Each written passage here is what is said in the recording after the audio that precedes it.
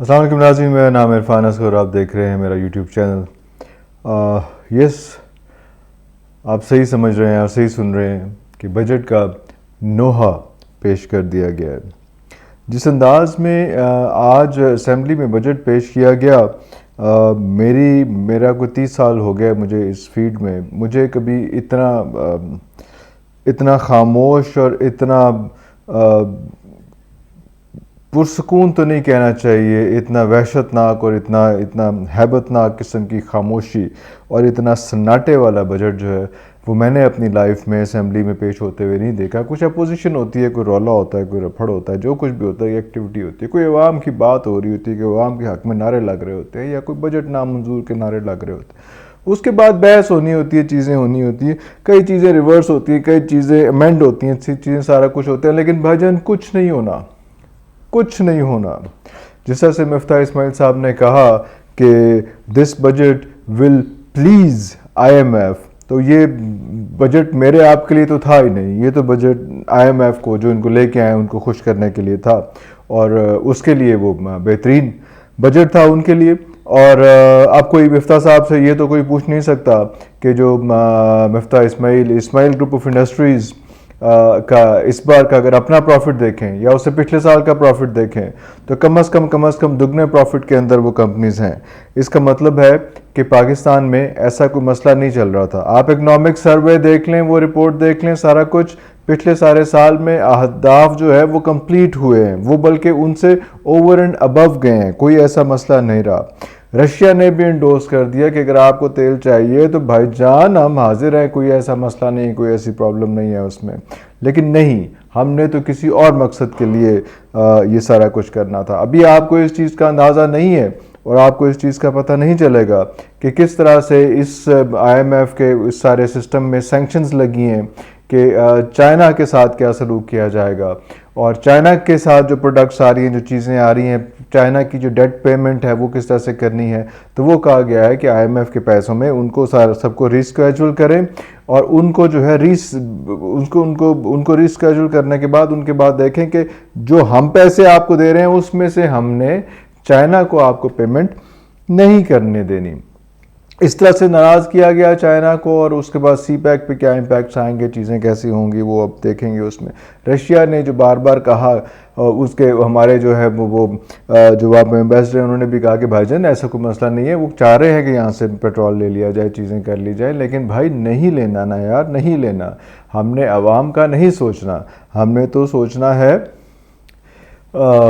آئی M F کا اور ان لوگوں کا جو ہمیں لے کے آئے ہیں اس میں۔ اور یس، وہ میں بالکل صحیح بات کر رہا تھا کہ نیوٹرل جو ہے وہ اس نے خودکشی کر لی، اور نیوٹرل ایسے موقع پہ خودکشی ہی کر لیتا ہے۔ ابھی میں اور یہ بات مجھے یاد دلوائی اس میں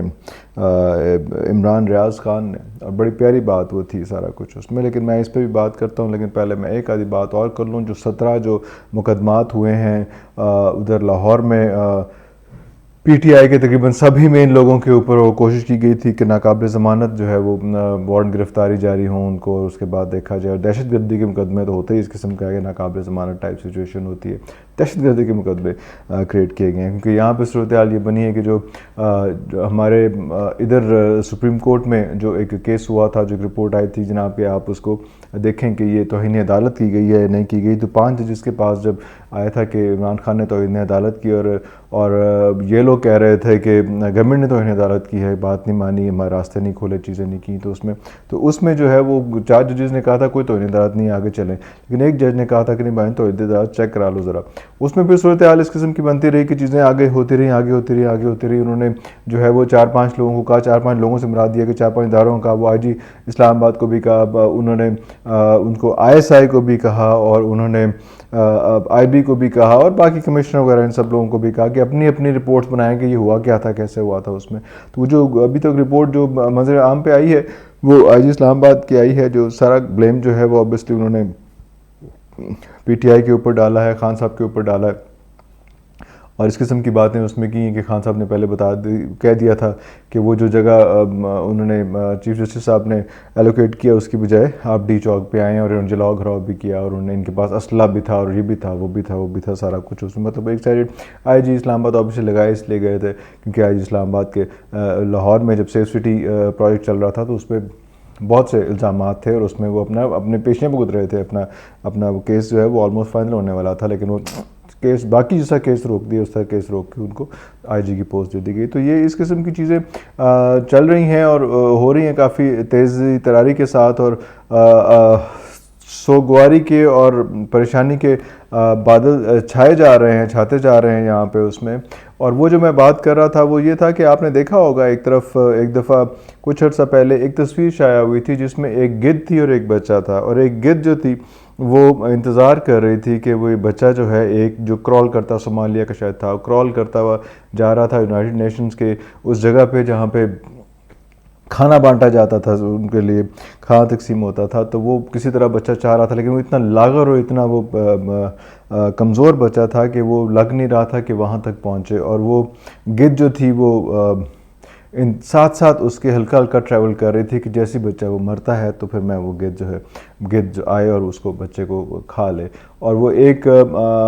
جرنلسٹ تھا جو فوٹوگرافر تھا جو ہے وہ اس نے کتنا عرصہ وہاں بیٹھ کے کہا 20 منٹ یا کتنے منٹ وہ چپ کر کے بیٹھ کے انتظار کیا کہ ایسی کوئی مومنٹ آئے کہ بچہ جو ہے وہ اس فیز میں ہو کہ گدھ اس پہ جھپٹنے لگی ہو اور سارا کچھ ہو، اس قسم کی صورتحال۔ وہ تصویر بہت زیادہ جو ہے وہ وائرل ہوئی، اور بڑا اس تصویر پہ بڑے انعامات بھی ملے کہ کیا کمال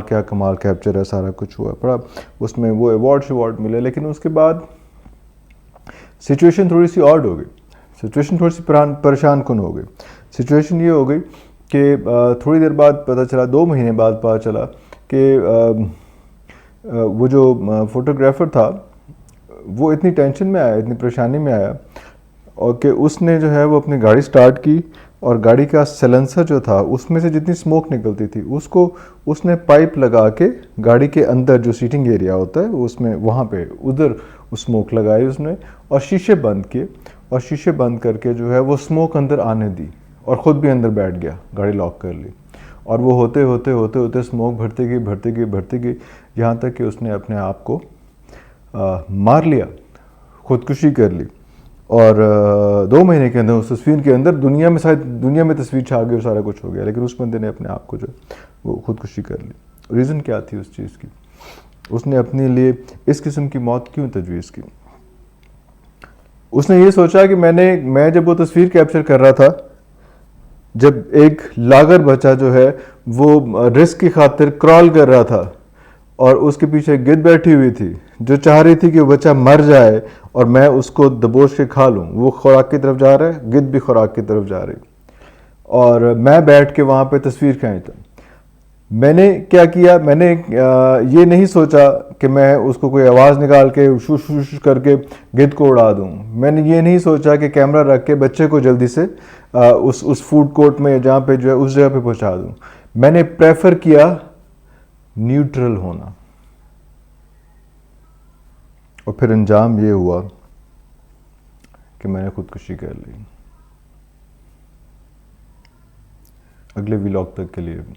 اجازت دیجیے، اللہ حافظ۔